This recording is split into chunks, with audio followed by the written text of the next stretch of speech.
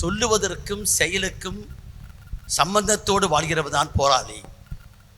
அந்த வகையில் தோழர் கொளத்தூர் மணி அவர்கள் தமிழ்நாட்டின் சேகுவாரா என்றே நான் சொல்லுவேன். கொளத்தூரில் இருந்து கொண்டு இந்த தமிழகம் மட்டுமல்ல, நாடு முழுக்க அவரை பற்றிய செய்திகள் அறிவுஜீவிகள் அறைக்குள் அமர்ந்து கொண்டு பேசுவார்கள். ஆனால் மக்களோடு கலந்து கொண்டு மக்களுக்கு அதை எடுத்துச் சொல்கிற பாணிதான் மிகுந்த முக்கியத்துவம் வாய்ந்தது. பெரியாரை பற்றி தாப்பா சொல்லுவார், எதிரில் அமர்ந்திருக்கிற மனிதருக்கு நான் பேசுவது புரிந்தால் போதும் என்பார். அதை அவருடைய பேச்சுக்களிலே பெரியாரையும் அம்பேத்கரையும் மார்க்சியத்தையும் நான் பார்த்தேன் என்பதை இந்த இடத்தை பதிவு செய்கின்றேன். அவரோடு நான் கலந்து பழகி இருக்கிற காலங்களில் கற்றுக்கொண்ட பாடங்கள் அதிகம். நான் ஒரு கம்யூனிஸ்ட் கட்சியிலே முழுநேர ஊழியராக பணியாற்றி வந்தவன். ஆனால் இந்த மக்களுடைய ஒடுக்கப்பட்ட மக்களுடைய வழி வேதனையை தெரிந்தவன் அல்ல. மேலவரு வழக்கை எடுத்த போதுதான் அந்த மக்களோடு பழகி பார்த்தவன். அந்த மேலவரு வழக்கிலும் ஒடுக்கப்பட்ட மக்களுக்காக நின்ற பெருமை அவருக்கு உண்டு என்பதை இங்கே பதிவு செய்கின்றேன். இன்றைக்கு வரை கோகுல்ராஜ் வழக்கிலிருந்து இன்றைக்கு வரை பயணித்துக் கொண்டிருக்கிற ஒரு மாபெரும் போராளி. 3 வகையான பரிமாணங்களை அவரை பார்க்கலாம். சாதி ஒழிப்பில் அவர் திராவிடர் கழகத்திலும் தனி அமைப்பு கண்டு நடத்தி கொண்டிருக்கிற போராட்டம், ஈழத்து மக்களுக்காக மிகப்பெரிய ஒரு போர் பயிற்சி களத்தை நடத்தி இருக்கிற போராட்டம், மேற்கு தொடர்ச்சி மலையில் இருக்கிற மலைவாழ் மக்களை எல்லாம் இந்திய சமூகம் கண்டிருக்காத ஒரு கொடூரமான மனித உரிமைகளுக்காக நடத்தியிருக்கிற போராட்டம், இந்த 3 முப்பெருமானங்களையும் கொண்டிருக்கிறதாக இந்த படம் அமைய வேண்டும்.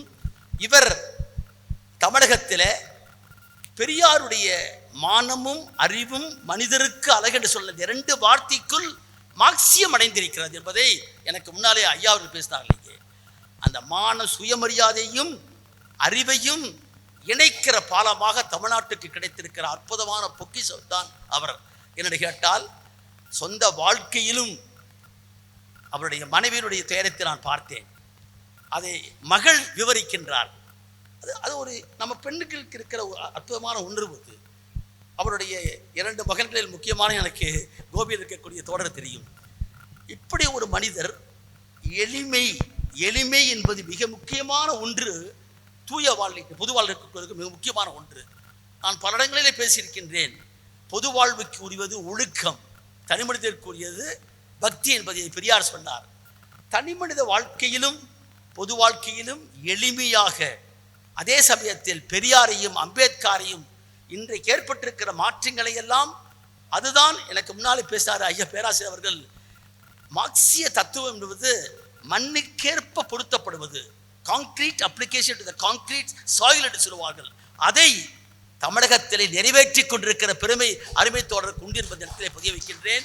ஆகவே பிரக்கனாவை சொல்லுவார். பிரக்கனாவுடைய மிகப்பெரிய புத்தகம், அவருடைய சிறிய புத்தகத்திலே the role of the individual இந்த ஹிஸ்டரி என்று படிக்கும்போது, தனி மனிதனுக்கு சரித்திரத்திலே பங்கு உண்டு என்று சொன்னால் நிச்சயமாக உண்டு. அந்த மக்கள் என்றைக்கு அந்த மாற்றத்தை, ஒடுக்குமுறை சமூகத்தை மாற்றி அமைக்கிற போராட்டத்திலே தன்னை வரித்துக் கொள்கிறாரோ, அதில் நிற்கக்கூடியவனுக்கு தனி மனிதனுக்கு மிகப்பெரிய பங்கு உண்டு என்பதை இன்றைக்கு மார்க்சும் லெனினும் மாவோவும் பிடல் காஸ்ட்ராவும் சேகோ அறிவித்திருக்கிறார்கள். தமிழகத்திற்கு கிடைத்திருக்கிற மிகப்பெரிய பெருமைதான் இன்றைக்கு அருமை தோழர் கொளத்தூர் மணி அவர்கள் களத்திலே நின்று போராடிய காட்சியை நான் பார்த்திருக்கின்றேன். அவரோடு சேர்ந்து பயணிக்கக்கூடிய வாய்ப்பு எனக்கு கிடைத்திருக்கிறது. ஆகவே அவர் எல்லோரையும் இணைக்கிற பாலமாய், அதே சமயத்திலே சமரசம் இல்லாத போராளியாய் இருக்கிறார் என்பதை இந்த இடத்திலே பதிவு செய்கிறேன். அரசு என்பது அது ஒரு ஒடுக்குமுறை கருவி, கொயர்சிவ் வெப்பன் என்று சொன்னார் ஸ்டேட் அண்ட் ரெவல்யூஷன் என்ற புத்தகத்திலே.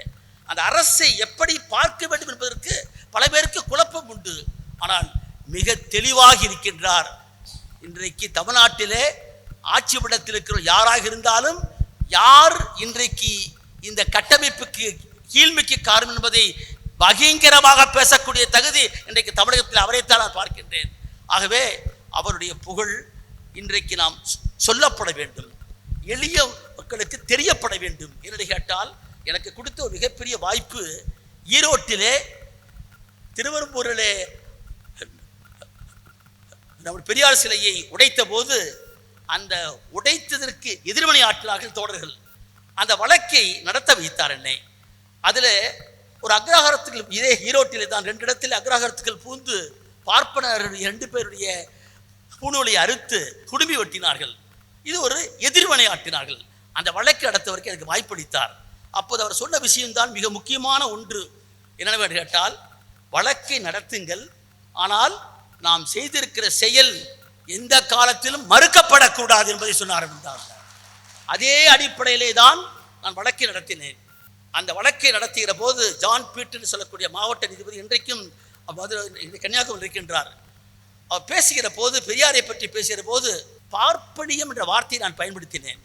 சத்யராஜ் எடுத்திருக்கிற அந்த படத்தை வைத்துக்கொண்டு சாட்சி நான் கேள்வி கேட்கிறேன். ஐயா, நீங்கள் பார்ப்பனியத்துக்குத்தான் ஐயா எதிரியை தவிர பார்ப்பனுக்கு எதிரி அல்ல என்று சொல்ல போது அந்த நீதிபதி என்னை பார்த்து கேட்கிற, வாட் மகன் always you are using the word பார்ப்பனியம் பார்ப்பனியம் ஐ டோன்ட் அண்டர்ஸ்டாண்ட் சொன்னார். அப்போது நான் புரிந்து கொண்டேன், ஓ இவருக்கு விவரம் தெரியாது. உடனே அவரை சொன்னேன், ஐயா நான் எங்கள் ஊரில் பவானியில் சுற்றி அடிக்கிற தொழிலாளி மகன், இன்றைக்கு நான் நின்று வழக்கறிஞராக மாறுவதற்கு பெரியார் ஒரு காரணம். ஆகவே அதை எப்படி நான் சொல்கிறேன்னு சொல்லிட்டு இந்திர சகானுடைய வழக்கிலே 262வது பிரிவில் சொல்லப்பட்டிருக்கிற வர்ணாசிர தர்மத்தை பற்றி பேசினேன். அப்படி பேசிய பிறகுதான் அந்த 2 வழக்கையும் விடுதலை செய்து அறிவித்தார் அந்த நீதிபதி. ஒரு வழக்கை எப்படி நீதிமன்றத்தில் நடக்கும் என்பதற்கு கூட அவரிடம் நான் கற்றுக்கொண்டேன். அவர் வாங்கி கொடுத்திருக்கிற அந்த குடியரசினுடைய இதழ்கள் தான் இன்றைக்கும் பாலபாடமாய் அன்றாடம் படித்துக் கொண்டிருக்கிற மிகப்பெரிய ஒன்றாக எனக்கு இருக்கிறது. ஆகவே இந்த நிகழ்வு என்பது ஒரு சரித்திரபூர்வமான நிகழ்வு. இந்த விவரத்தை இன்றைக்கு இருக்கிற நாகரீக விஞ்ஞான தொழில்நுட்பத்தில் மக்களுக்கு கொண்டு போக வேண்டிய படமே உண்டு. அந்த வகையில் இந்த சீர அமைப்பு செய்திருக்கிற பணி மகாத்தான பணி. அந்த கல்வி பணியை, அறிவு பணியை, பெரியார் சொல்லிருக்கிற அறிவு பணியை செய்திருக்கிற அவர்களுக்கு வாழ்த்து கூறி இந்த நிகழ்வை பதிவு செய்வோம்.